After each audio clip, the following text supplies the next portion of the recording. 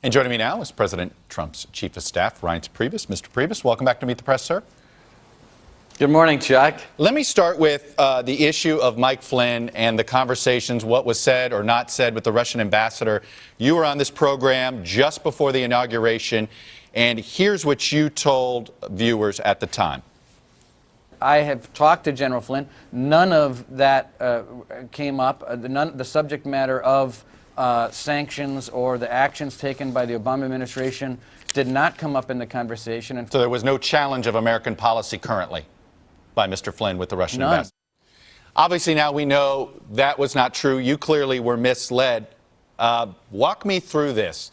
When did you know you had been misled? Sometime after January 27th, it was our legal counsel got a heads up from Sally Yates that something wasn't adding up with his story, and so then our legal department went into a review of the situation, and sometime after that, when Sally Yates refused to do her job as Attorney General, like 2 days later, we had to get rid of her. And then sometime after that, the legal department came back and said that they didn't see anything wrong with what was actually said, but then we started thinking about whether or not Michael Flynn was being straight with us, and that's when we started asking a lot of questions and sort of deposing Michael Flynn and figuring out what he knew or what he didn't know. He maintained the fact that he never talked to the Russian ambassador about sanctions, but still something wasn't adding up. And eventually, we determined that he did, in fact, talk about the sanctions, even though we didn't believe that it was illegal. The fact was it turned more or less into a conversation about whether or not he was being honest with us and the vice president, and the president asked for his resignation, and we got it. Did you read those transcripts yourself? I can't answer that question, but I can assure you that I am fully aware of the situation, and we determined that he wasn't being straight with the vice president and others, and that's why we asked for his resignation. Why was there more than a week? Why did more than a week go by before the vice president was informed of this issue? Well, I think he was always aware of the issue as to whether or not he talked about sanctions. I mean, that was an ongoing conversation. He was aware of the fact that the FBI interviewed Michael Flynn. The legal department started reviewing the matter to get a report on whether or not anything was actually done wrong and whether or not he in fact talked to the Russian ambassador about sanctions. And some point after we were first tipped off and got to the point of reviewing whether he was being honest or not, after we got the report back from the White House counsel, that's when we looped in, or that's when the vice president was brought into the conversation more fully in regard to whether or not Michael Flynn was honest. Waiting that long, do you regret that it looks like that the vice president is essentially not in the loop? No, the vice president's in the loop on everything, Chuck. I mean, it happened so fast. I mean, what happened was the legal department was tipped off. They looked into the legality of it. The actual investigation was ended almost immediately, so there was no investigation. It was a matter of whether it was legal. But then when we found out that, hey, he may have talked to the Russian ambassador, that's when we started having the conversations with the vice president as to whether or not whether he was being honest or not. So, I mean, it felt like it happened very quickly, and we made a determination very quickly. Do you still believe this was an honest mistake by Mr. Flynn, or do you think are you concerned it's something more nefarious? No, I don't think he did. My view is, and I'm not an expert on, the Logan Act, but I can just tell you that our legal department looked at it. My view is what he did wasn't illegal, like many other people have said, but it was the fact that he wasn't straight or honest, and I just found it hard to believe that you would have a conversation with the Russian ambassador and not remember it. So either way, either you don't remember or you weren't honest, either way it was an unsustainable place to be, and the president made a decisive decision to ask for his resignation, and he got it. But look, the fact of the matter is, in between all that time, the president got a lot of things done. Keystone, Dakota, we got out of TPP, we nominated Neil Gorsuch. We had the Keystone and Dakota pipeline begin. Okay. We had a hiring freeze. We had a deregulation executive order. there were so many things that were also happening to the good, Chuck, that it would be nice to talk about some of the accomplishments, which in 30 days have been remarkable. I'll give you some time to get to that, but I want to get back to Mr. Flynn. Is one of the reasons why you ended up having to let him go, when he was interviewed by the FBI on the 24th, before the Sally Yates warning, did he mislead the FBI or lie to the FBI? Is that one of the issues that came up during the deposing? That's a different issue for the FBI to answer, Chuck. I mean, I'm just not in a position to answer. I certainly have talked about that issue with leadership at the FBI, but I'm not in a position to talk about that with you. But listen, we've talked about this. I think we've laid it out very clearly. And now it's up to the DOJ and the FBI to take it any further if that's what they do. By the way, since Mr. Flynn, has anybody else inside the White House been interviewed by the FBI over the last couple of months? Not that I know of, Chuck. I think the answer is no to that. I would know. Okay, I want to go to the press conference on the issue of Russia.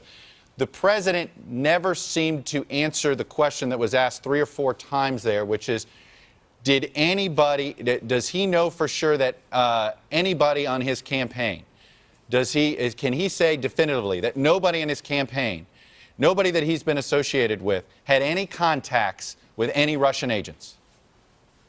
No, first of all, the answer is no, and we don't know of any contacts with Russian agents, and that gets to that New York Times story, Chuck. I mean, we've spent days talking about a story that says that our campaign had constant contacts with Russian spies, and I can tell you, I've talked to the top levels of the intelligence community, and they've assured me that that New York Times story was grossly overstated and inaccurate and totally wrong. I know what the intelligence committees in the House and the Senate were told by the FBI, and I know what I was told, and what I will tell you is that story was total baloney. And in fact, Devin Nunes, who is the chairman of the House Intelligence Committee, went on the record after he was informed by the FBI as to that story, and what did he say? He said it was total garbage. This is what we're talking about, Chuck. It's not all media. It's not everyone involved in the media. It is this sort of fake news stuff that is enormously important. That when you get a front page story of the New York Times without a single source on the record saying that your campaign had constant contacts. They didn't say 1 contact. They didn't say 2 contacts. It doesn't matter. We have not been informed of even that. But to say constant contact, then the next day, Chuck, the Wall Street Journal comes out and says that the President of the United States is being cut out of information by the intelligence community. Then later in the day, all of the main departments of the intelligence community says, that's not true.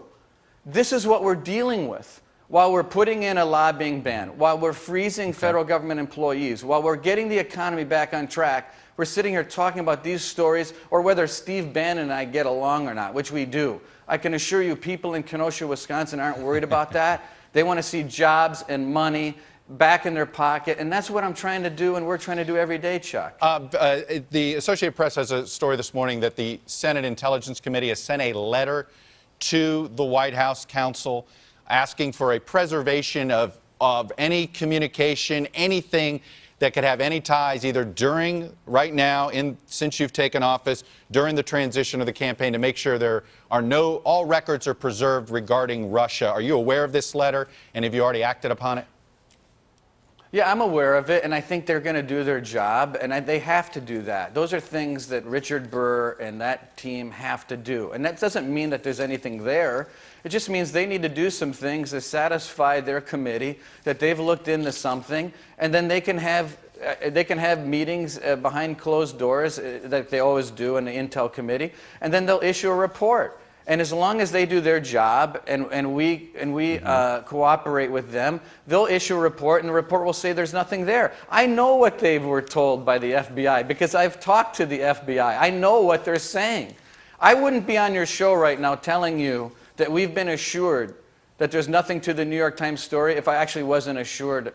And by the way, if I didn't actually have clearance to make this comment. I'm not a sloppy guy.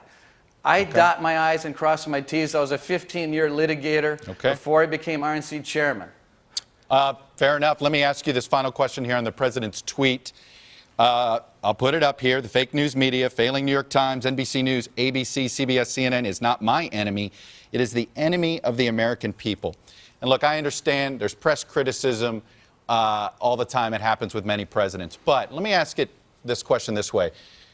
Aren't you concerned that now that the President of the United States does not have the moral authority to travel around the world and express the openness for a free press in other countries? A free press is being challenged in a Turkey, in a Russia.